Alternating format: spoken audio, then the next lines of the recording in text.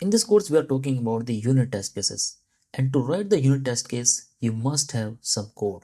So let's talk about what application we will be using to write our unit test cases. In this entire course, because I'm covering the ASP.NET Core main concepts, so I have created a very basic application. This is an web API application, and here I have created few APIs, and this is following the very basic repository pattern. Let's talk about what that application is. Here I have created this application. The name is this library API. If I expand it, you will notice I have only one web API application, and I have created this application in .NET 10. If I right click on my project over here and go to edit, click on this CS Pros file, you will notice that I'm using this .NET 10. These are the default things. This is nullable, enable, implicit using, enable, and few packages I'm using. I'm using the entity framework core in memory over here. I just want to replicate all the production level scenarios in this unit test case series. That is why I have all these things. So I have one controller over here. This is my books controller. Few action methods I have created over here. Then this is my repository layer, and I have kept it extremely simple. So how it is working, from this books controller, we are calling the repository. So directly there is no service layer in between because we are focusing on the unit test cases and I want to have the simplest application. So from this books controller, you can notice that we are using this iBooks repository as a dependency injection. If you are new to the dependency injection course, then you can check out my other course which is dedicated to the dependency injections. It is extremely good concept.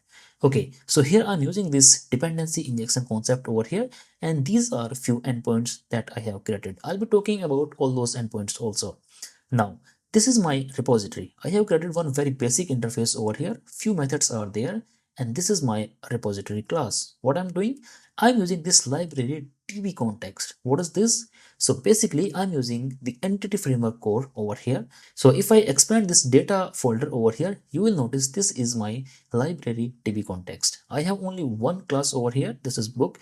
And the best part is I'm using only the in-memory database. I'm not using the actual one because the behavior will be same even if you are working with the actual one or in memory anywhere. So we have only one tag we set. This is books, and in this books repository, I'm basically just getting all the books, getting book by ID, create new book, update the book, and delete the book. Very basic thing is over here.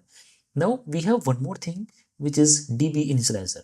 So in this initialize method, I'm making sure that the database is created, and if there is any book, simply return. If there is no book, then I have inserted few dummy books over here. You can notice that context.books.add range books. So these are the default values that I have inserted. So all these things will not matter too much. We need some code so that we can write the unit test cases, and that is what we are doing over here. Along with this, I have created one more folder over here, this helpers. In this helpers, I have created several classes. This is my date time provider.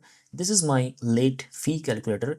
Then we have some helpers for math. These are very basic classes. See, very basic function over here. Just the add method, public int add, two parameters, and we are returning it. We will start from the very basic one in this course, and we will gradually learn all the advanced concepts also. Then I have some string helpers over here. I want to check if it is empty, then this is the method. This is also the built-in method of the string, but we have some wrappers around over here. Now let's talk about the program.cs file also over here. So what do we have?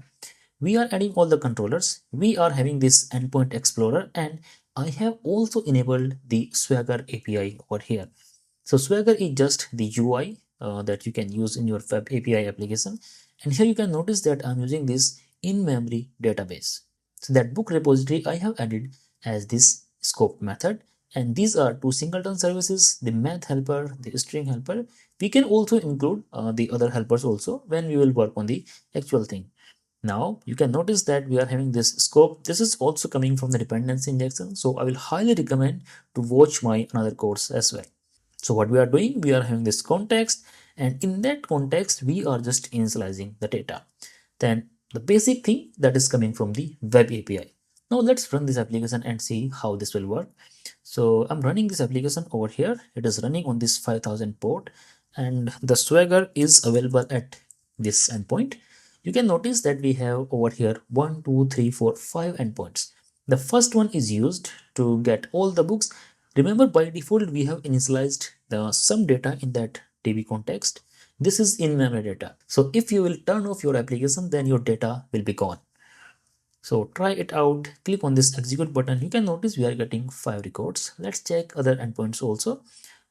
For example, if I want to get only one record by using some ID, maybe let's pass 2 over here, execute, you can notice that we are getting only one record.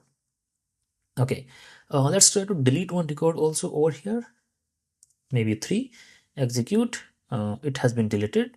Now if I run the first one again, you can notice that the record with ID 3 is gone from this list.